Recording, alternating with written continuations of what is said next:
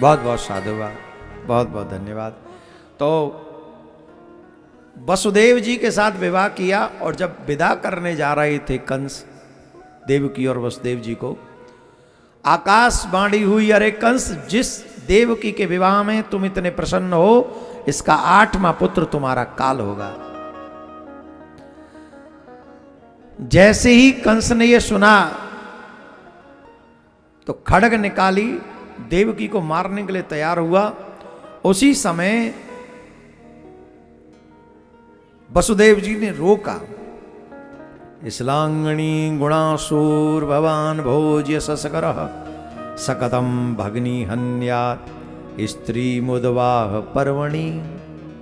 कैसे योद्धाओ स्त्री पे हाथ उठाते हो?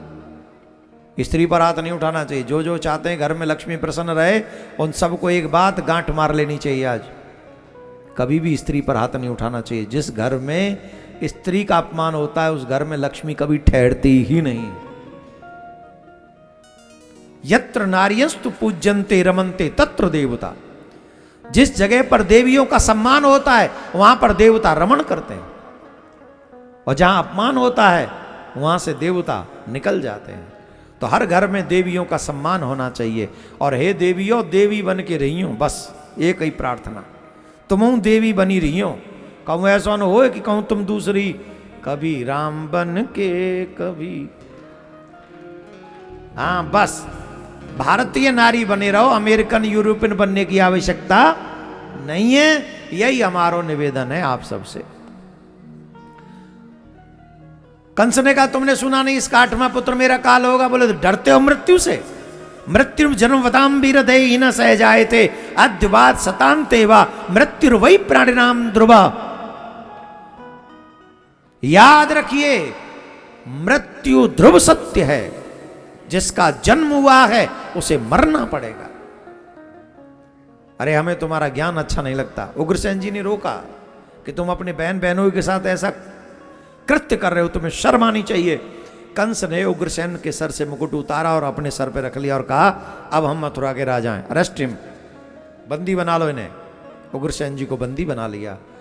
वसुदेव जी को लगा कि ये बहुत दुष्ट है, तो वसुदेव जी ने धर्म की रक्षा के लिए, सबसे बड़ा अपराध है स्त्रीवध, जो कंस करने के लिए तैयार है। और स्त्रीवध देखना भी नहीं चाहिए। हत्यारे बांग्लादेश में तमाम स्त्रियों का वध कर रहे हैं और हम लोग चुपचाप बैठे हैं और ये सोच के बैठे हैं कि हमारे देश की बात नहीं है।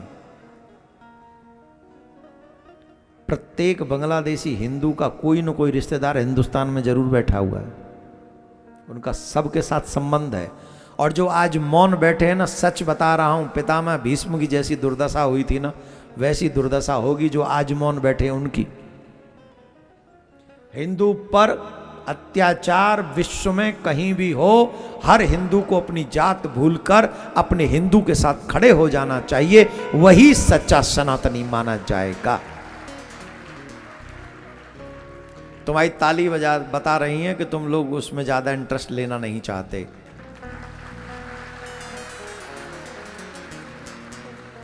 कोई बात नहीं, वेट एंड वॉच। अगर आज तुम नहीं जगे तो 15-20 साल बाद देखेंगे तुम्हें कौन बचाएगा। आज तुम बांग्लादेशी हिंदुओं के साथ नहीं खड़े हो, कल दुनिया का कोई भी हिंदू तुम्हारे साथ नहीं खड़ा होगा। जो हम करते हैं वो लौट के एक दिन हमारे सामने जरूर आता है। ये एक अकाट्य सत्य है। 3 दिन में, 3 महीने में, 3 साल में, लास्ट 13 साल में वो चीज लौट के आ जाती है हमारे सामने जो हम समाज को देते हैं। ये नोट कर लेना हमारी बात। और हम शास्त्र की बात कर रहे हैं, अपने मन की बात नहीं कर रहे हैं। इसलिए अपनों के साथ खड़े रहना। रावण के यहां किसी की भी एक उदाहरण नहीं बना, सिर्फ विभीषण का बना। घर का भेदी, जोर से बोलो। आज तक दुनिया में कोई दूसरा नाम विभीषण नहीं रखा किसी ने। है किसी का? तुम्हारा नाम है विभीषण? जबकि राम भक्त थे, राम का साथ दिया था,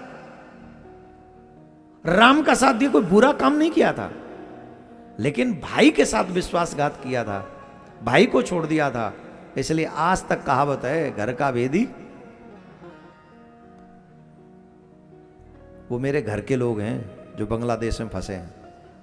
जिनके साथ बुरा हो रहा है। मेरा मन कथा में नहीं लग रहा, कसम से मेरा मन बांग्लादेश में है। कैसे भी वहां के मेरे हिंदू भाई बहन, स्पेशली बहन बेटियां, वो दृश्य देखो तो सही, रूह कांप जाए।